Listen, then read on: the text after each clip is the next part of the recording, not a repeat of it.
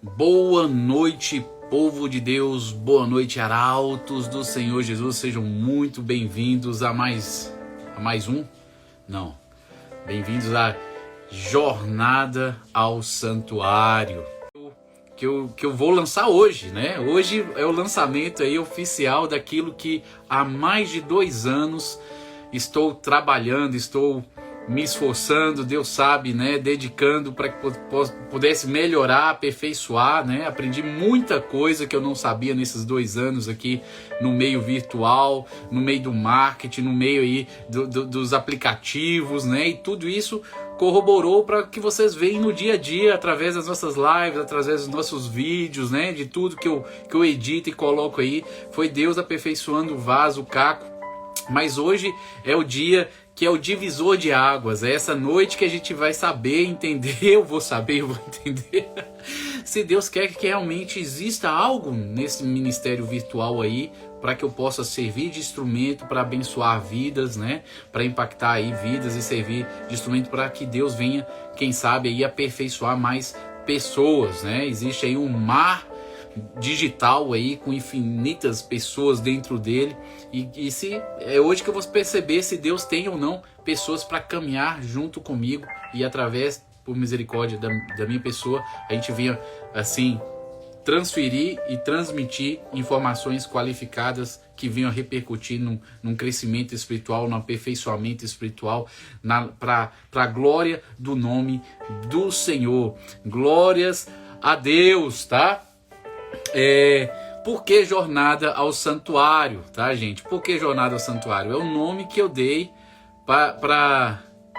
é o nome que eu dei aí, tá bom?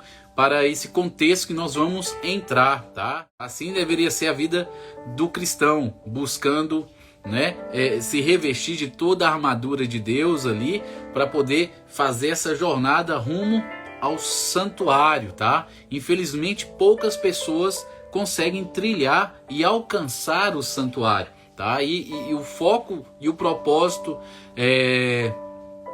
disso que eu estou criando, tá? É justamente auxiliar as pessoas a entrarem no santuário.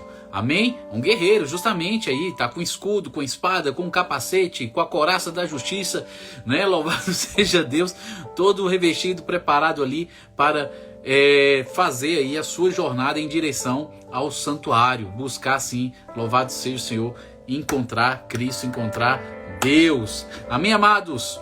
Vou fazer aqui uma breve oração para que possamos apresentar a Deus neste momento. Sempre temos que colocar Deus em primeiro lugar para que Deus venha tomar a primazia e nos abençoar. Oremos.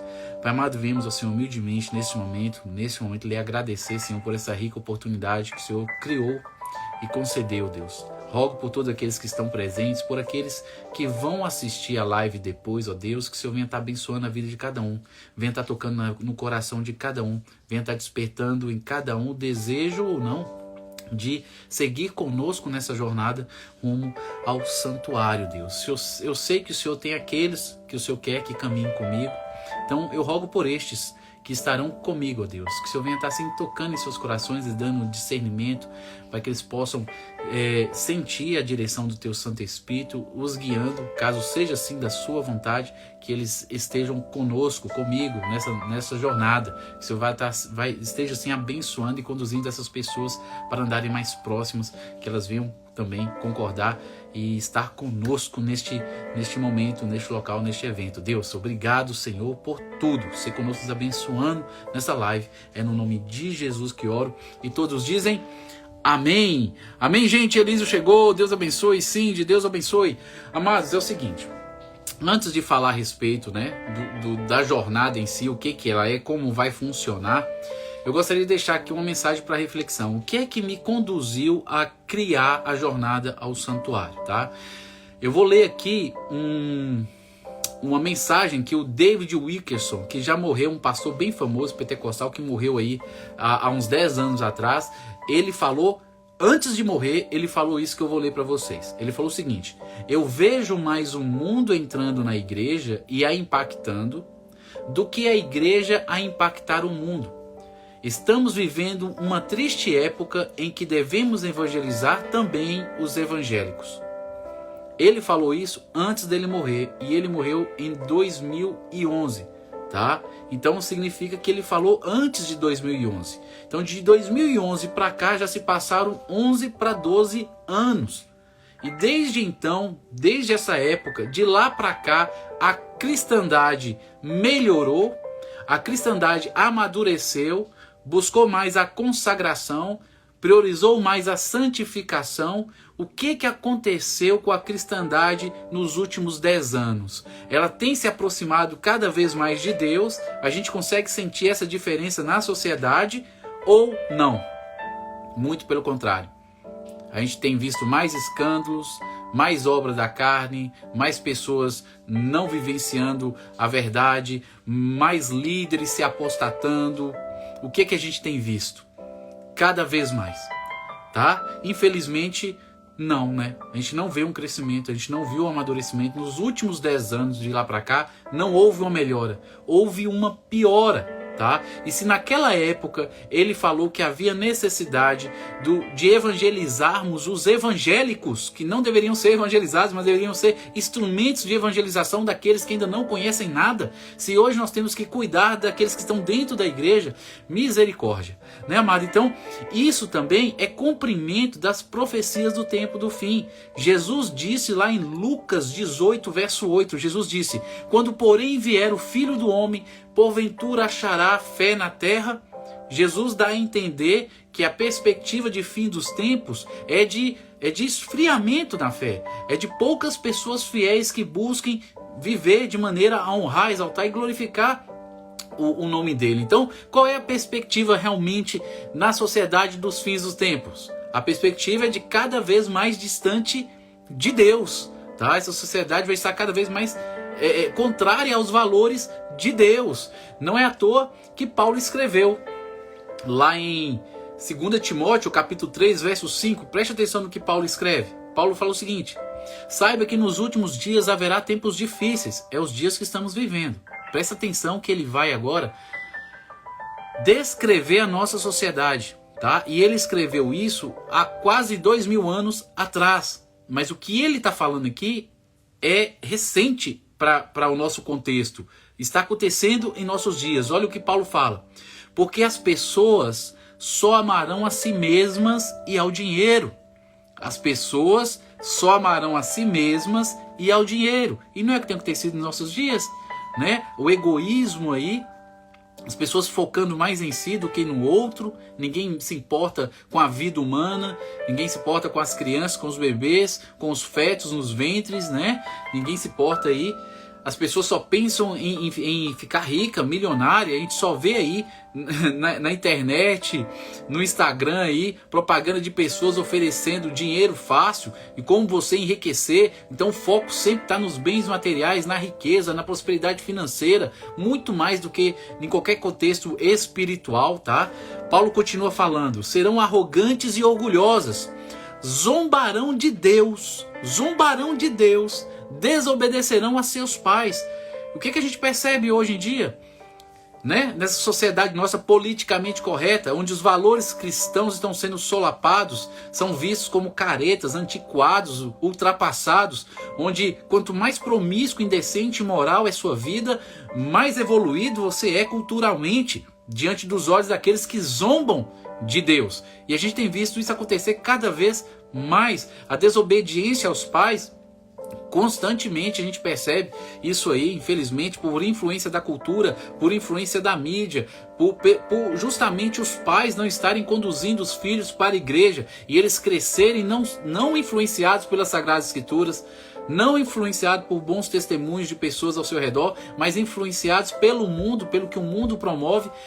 Ocorre essa desobediência aí descarada a ponto de os pais hoje não poderem nem mais corrigir os filhos e o próprio governo impedir de se haver disciplina, haver correção, haver educação para a moral, e o próprio governo promover aquilo que é imoral, aquilo que afronta os valores cristãos. Então a gente está vivenciando isso é os nossos dias, e foi escrito 2000 anos atrás, tá? E serão ingratas essas pessoas, serão profanas, não terão afeição, nem pedirão perdão e nem perdoarão, caluniarão outros e não terão domínio próprio, não terão autocontrole. É o que tem acontecido. As pessoas acabam se entregando para os vícios os mais variados aí, tá? Não conseguem se libertar deles, né?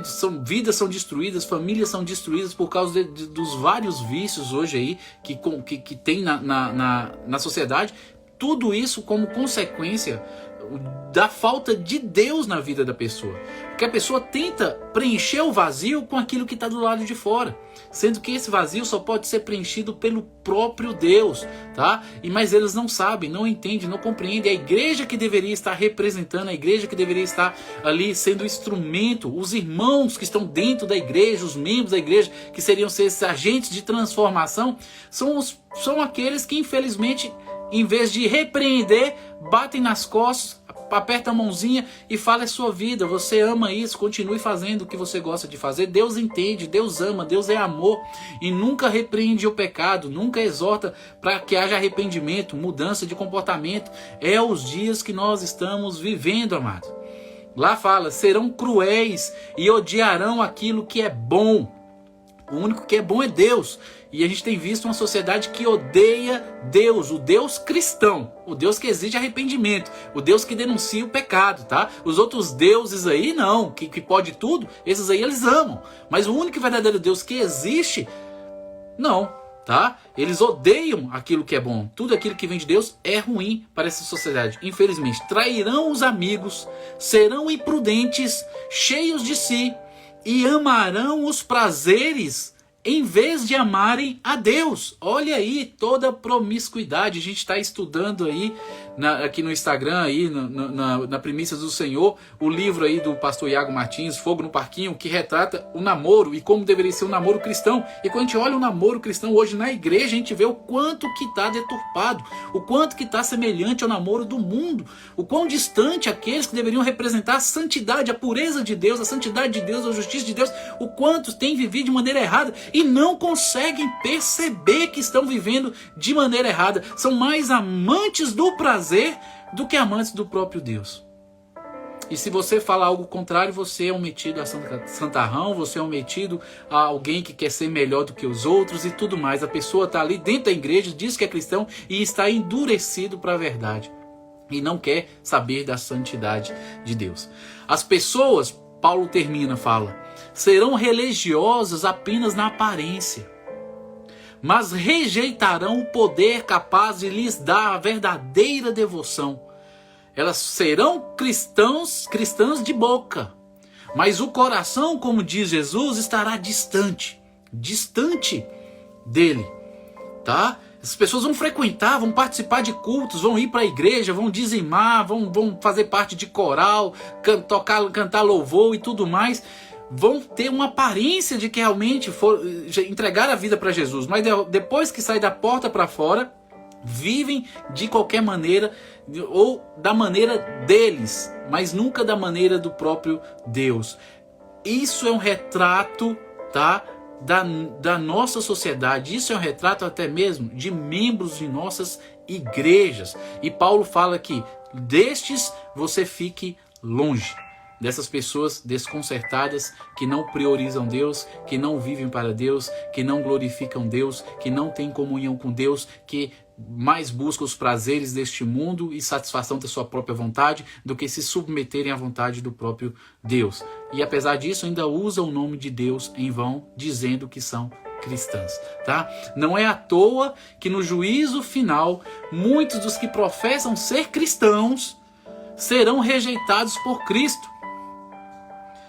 Ele mesmo alertou sobre isso quando ele disse lá em Mateus 7, versos 21 e 23, Jesus fala o seguinte, eu vou ler para você. Jesus falando, nem todo aquele que me chama Senhor, Senhor, entrará no reino dos céus, mas apenas aqueles que de fato, fazem a vontade do meu Pai que está no céu.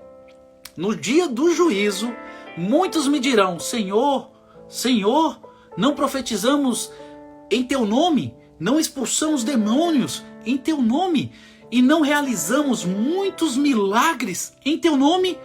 E eu, porém, responderei, nunca os conheci. Afastem-se de mim, vocês que desobedecem à lei. E o que é a lei? A lei é a palavra de Deus. A lei, a palavra de Deus, a Bíblia, é nela que está manifestada a vontade de Deus. Jesus fala assim, muitos vão dizer que são cristãos, muitos vão dizer que me servem, mas no grande dia, naquele grande dia, no dia do juízo, no dia de acertos de conta, eu que conheço todas as coisas, eu que vejo todas as coisas, que todas as coisas estão nuas, patentes diante dos meus olhos, que descortino tudo e sondo o mais íntimo do coração, eu vou dizer para essas pessoas, nunca tive um relacionamento com você. Afaste-se de mim, você que diz que me serve, mas faz a sua própria vontade. Tá? Jesus está falando aqui, gente, para pessoas que estão dentro da igreja. Essas pessoas usam o nome dele para expulsar demônios, para fazer milagres. Ele não está falando para uma pessoa que está tomando uma cerveja no boteco, fumando baseado na esquina. Não está falando para esse não. E é isso que me assusta nessa declaração. Jesus está repreendendo aqueles que tomam o nome dele, aqueles que aparentemente usam o nome dele no meio da sociedade, que dizem serem cristãos, mas não são. Essas pessoas vivem um contexto religioso, tá? Elas frequentam uma igreja, elas fazem parte de uma comunidade cristã. No entanto, elas nunca conheceram Jesus de verdade. Nunca! Eram religiosas, são religiosas na aparência, mas rejeitaram todo e qualquer poder que provém de Deus, que poderia ser capaz de as transformar de verdade. E é por isso que Paulo fala aquilo que falou: serão religiosas apenas na aparência, mas rejeitarão o poder capaz de lhes dar a verdadeira devoção.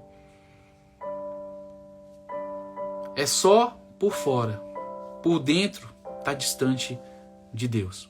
Amados, isso está acontecendo nos dias de hoje, em nossas igrejas, na minha, na sua, em todas, tá? Porque nenhuma igreja é sem igreja física, né? Não estou falando corpo espiritual de Cristo, não, igreja física. Não existe nenhuma igreja física com 100% dos membros salvos. Sempre tem pessoas dentro dela que são convencidas, não são convertidas, não passaram pelo novo nascimento, não se entregaram total e completamente ao senhorio de Cristo, não se arrependeram de verdade de seus pecados, foram para a igreja por N motivos diferentes. Foi para a igreja por causa de uma porta de emprego, por causa de um milagre, por causa de um namorado, por causa de um casamento, por causa de um apelo com uma música de fundo ali, que quebrantou ali os sentimentos, a alma da pessoa, mas ela realmente não houve ali um arrependimento de pecado, mas houve uma tristeza, uma comoção ali, por causa da música que estava tocando.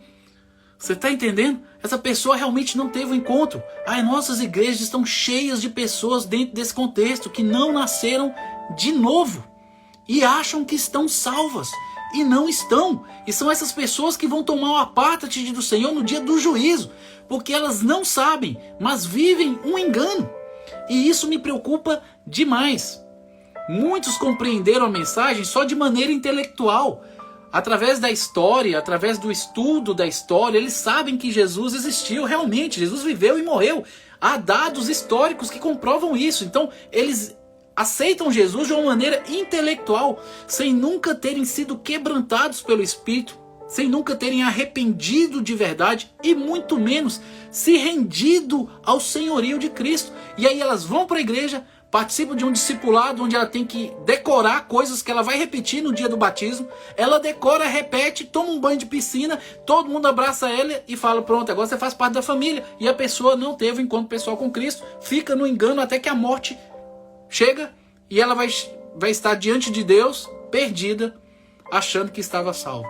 Muitas pessoas estão vivendo essa realidade e isso me dói muito. Eu tenho me esforçado demais para tentar despertar essas pessoas para essa realidade. Não somente eu tenho visto meu pastor nos últimos 2 anos, 1 ano para cá, 2, falando a mesma mensagem. Deus está bradando nos corações dos líderes fiéis, para despertarem os amados que estão em nossas igrejas, que ainda não são nossos irmãos, são convencidos, mas não são convertidos, tá? São pessoas religiosas, mas desprovidas da vida de Deus. Portanto, continuam mortas e afastadas de Deus. Vivem no engano sem ao menos saber que estão dentro deste engano. Eles nem sabem que estão vivendo o engano. A mente está cauterizada só porque levantou a mão, só porque passou por um banho de piscina. Acha que o ritual salvou. E quem salva é Cristo, quem salva é a submissão à vontade de Cristo, é o relacionamento com Cristo, é a regeneração através da intimidade com Cristo, pela palavra, pelo Espírito Santo. É isso que transforma, é isso que regenera, é isso que sela a salvação de uma pessoa. E não levantar a mão. E não tomar um banho de piscina. Tem que haver um relacionamento com Cristo. Por isso, essas pessoas no dia do juízo se surpreendem. Senhor, no teu nome não profetizamos, no teu nome não expulsamos demônio. Por que elas ficam surpresas? Porque elas achavam que estavam salvas. E Jesus fala: aparta-te de mim, vós que praticais a iniquidade. Elas não sabiam, elas estavam dentro de um engano e não perceberam que a vida delas não era real, não era verdadeira, era uma fantasia. Elas mesmas não tinham discernimento, que não tinham tido um encontro com Cristo ainda. Tem muita gente assim, amados. Muita gente assim. E a resposta de Deus, de Jesus, diante dela é: nunca vos conheci. Não te conheço. Por causa dessa realidade que eu vejo que existe hoje na igreja, por causa dessa angústia que habita em mim, quando eu percebo essa situação e não sou eu que convenço, quem convence é Deus. Eu só posso falar, eu só posso ensinar, eu só posso apontar, eu só posso exortar, eu só posso mostrar os pecados para que a pessoa possa se examinar. Eu não posso despertar a pessoa, só Deus pode fazê-lo.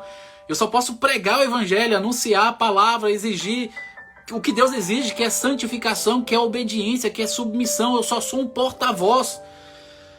E aí eu vejo as pessoas sendo negligentes, as pessoas sendo desanimadas, as pessoas não se dispondo a servir. Eu falo: meu Deus do céu, Jesus! E a pessoa acha que é cristã, que está salva sem ter nenhum tipo de ânimo para com a obra de Deus, para servir a Deus, por consagrar sua vida a Deus, por buscar santidade na sua vida. Não vê esforço nesse sentido.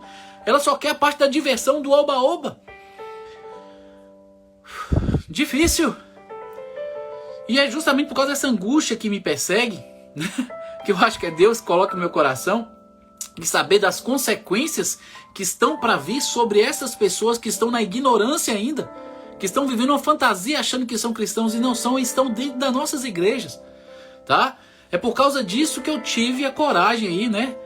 A vontade de tirar do campo das ideias e hoje apresentar para vocês a jornada ao santuário. Eu estou tentando aqui criar um passo a passo, tá? Ajudar da forma mais didática a conduzir pessoas ao encontro pessoal com Cristo, tá? Deus me libertou do ateísmo. Eu era ateu. Eu vou compartilhar dentro aí aquilo que Deus fez na minha vida e como Ele me conduziu do ateísmo até o sobrenatural dele. O que eu tive que aprender, por que passos eu tive que passar, tá? E não foi no passo de mágica que as coisas aconteceram, não. Existiu um processo. Existiu um processo. E se eu não tivesse passado pelo processo todo, eu não teria sido salvo, tá? Não teria. Levou mais de 3 meses para eu ser salvo. E isso já servindo Jesus. Servindo Jesus. Já tinha aceitado Jesus, mas não era salvo ainda. A salvação não é um passo de mágica. Tá? Pode ser, pode. Se Deus quiser, pode. Deus pode realmente fazer assim e a pessoa ser salva. Mas a maior parte das pessoas, eu percebo, elas não nascem de novo instantaneamente. Exige um processo, exige um tempo em que você tem que caminhar com Deus, você tem que dar lugar para Deus, você tem que se submeter à vontade de Deus e tem que morrer para o mundo, morrer para o pecado, para que Deus te capacite e te transforme, para que você viva para Ele, tá? A maior parte das pessoas eu percebo um processo ocorrendo. E é sobre esse processo que nós vamos trabalhar dentro aí da jornada ao santuário, tá bom? Então, se você resolver participar da jornada ao santuário, o que é que você vai receber com isso, tá? Primeiro, o conhecimento, necessário para se examinar, para avaliar se você não está no engano, porque às vezes você pode estar no engano e você nem sabia. Você acha que é um cristão lavado em meio do sangue de Cristo, mas você é um convencido e não é um convertido ainda, não passou pelo novo nascimento. Então, a primeira coisa que você pode ganhar é o conhecimento para que você possa se examinar, para ver se realmente você é um cristão verdadeiro ou não, tá? Para você saber se você realmente teve um encontro com Cristo ou não. 2, se você tiver tido um encontro com Cristo, você vai ter ali o conhecimento de como ensinar para outra pessoa que você sabe que ainda não teve. Através daquilo que você vai aprender lá dentro, você vai poder chegar para pessoas que estão com dúvida, ou pessoas que acham que são, mas vivem uma vida de pecado, claro, evidente, que você enxerga com seus olhos, e você vai ter o conhecimento para poder chegar com essa pessoa e conduzi-la a perceber de que ela ainda não é uma cristã salva, que ela está na igreja, tem uma religiosidade, mas ainda não nasceu de novo, tá? Você vai ter esse conhecimento para poder transmitir e ser o instrumento de Deus para abençoar as vidas que precisam para serem resgatadas. 3, todas as lives que nós vamos ter lá, e são mais de 10 lives aí no período de 6 meses em média, serão mentorias que vocês terão comigo ao vivo. Nós vamos estudar como a gente tem estudado aí no Sextou com Cristo, tá? De uma forma mais próxima, com menos pessoas ali, mas mais próximo, a gente caminhando junto ali, aprendendo junto, em lives de mentorias de 1 a 2 horas, como eu sempre faço ou fazia aí no Sextou com Cristo, que vai voltar, tá? O Sextou com Cristo vai funcionar dentro aí da jornada, só para quem tá lá dentro.